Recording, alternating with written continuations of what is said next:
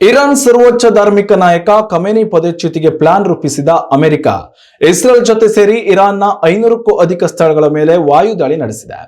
ಇದಕ್ಕೆ ಪ್ರತಿಕಾರವಾಗಿ ಯುದ್ಧಕ್ಕೆ ಮುಂದಾದ ಇರಾನ್ ಅಮೆರಿಕದ ವಾಯು ನೆಲೆಗಳು ಇರುವ 6 ಕೊಲ್ಲಿ ದೇಶಗಳ ಮೇಲೆ ಬಾಂಬ್ ದಾಳಿ ನಡೆಸುವ ಮೂಲಕ ತಕ್ಕ ಉತ್ತರ ನೀಡಿದೆ.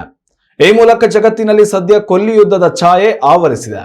ಇರಾನ್ ಯುನೈಟೆಡ್ ಅರಬ್ ಎಮಿರೇಟ್ಸ್ನ ಅಬುಧಾಬಿ ಮತ್ತು ದುಬೈ ಹಾಗೂ ಕತಾರ್ನ ದೋಹಾ ಮತ್ತು ಸೌದಿ ಅರೇಬಿಯಾದ ರಿಯಾದ್ನಲ್ಲಿರುವ ಅಮೆರಿಕ ಮಿಲಿಟರಿ ಸ್ಥಳಗಳನ್ನು ಗುರಿಯಾಗಿಸಿಕೊಂಡು ದಾಳಿ ನಡೆಸಲಾಗಿದ್ದು, ಬುರ್ಜ್ ಖಲೀಫಾ ಕುದಲೆಳೆಯ ಅಂತರದಲ್ಲಿ ಬಾಂಬ್ ದಾಳಿಯಿಂದ ಪಾರಾಗಿದೆ.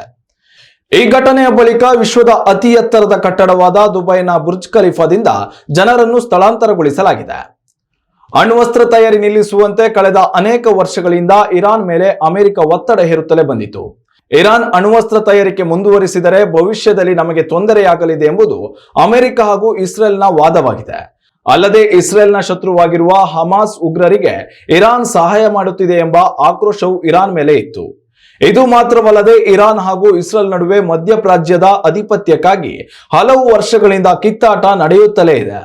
ಈ ಎಲ್ಲವನ್ನ ಜಂಟಿಯಾಗಿಸಿ ಆತ್ಮರಕ್ಷಣೆಯ ಹೆಸರಿನಲ್ಲಿ ಇಸ್ರೇಲ್ ಹಾಗೂ ಅಮೆರಿಕ ಜೊತೆಗೂಡಿ 200ಕ್ಕೂ ಅಧಿಕ ಯುದ್ಧ ವಿಮಾನಗಳನ್ನು ಬಳಸಿ ಇರಾನ್ ಮೇಲೆ ದಾಳಿ ನಡೆಸಿದೆ. ಈ ದಾಳಿಯಲ್ಲಿ ಅಲ್ ಖಮೇನಿ ಮೃತಪಟ್ಟಿದ್ದಾನೆ ಎಂದು ಅಮೆರಿಕ ಮಾಹಿತಿ ನೀಡಿದೆ. ವಿಶ್ವದ ಅತ್ಯಂತ ದುಷ್ಟಶಕ್ತಿಯ ಉಸಿರು ನಿಲ್ಲಿಸಿದ್ದೇವೆ ಎಂದು ಅಮೆರಿಕ ಅಧ್ಯಕ್ಷ ಟ್ರಂಪ್ ಟ್ವೀಟ್ ಮೂಲಕ ಮಾಹಿತಿ ನೀಡಿದ್ದಾರೆ. ಇನ್ನು ಈ ಎಲ್ಲ ಬೆಳವಣಿಗೆಗಳ ನಡುವೆ ಶಾಂತಿ ಕಾಪಾಡುವಂತೆ ಭಾರತ ಉಭಯ ರಾಷ್ಟ್ರಗಳಿಗೆ ಕರೆ ನೀಡಿದೆ.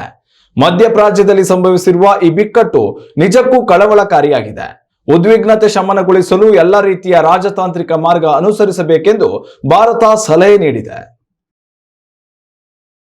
ಉತ್ತಮ ಸಂಸ್ಕಾರಯುತ ಶಿಕ್ಷಣದೊಂದಿಗೆ VSS English medium CBSE school Udupi Muddur. ನರ್ಸರಿಯಿಂದ 10ನೇ ತರಗತಿವರೆಗೆ ಶಿಕ್ಷಣದ ಜೊತೆಗೆ 5ರಿಂದ 10ನೇ ತರಗತಿವರೆಗಿನ ವಿದ್ಯಾರ್ಥಿನಿಯರಿಗೆ ಉತ್ತಮ ಹಾಸ್ಟೆಲ್ ಸೌಲಭ್ಯವೂ ಇದೆ. ನಿಮ್ಮ ಮಕ್ಕಳ ಪ್ರವೇಶಾತಿಗಾಗಿ ಈ ಸಂಖ್ಯೆಗೆ ಕರೆ ಮಾಡಿ.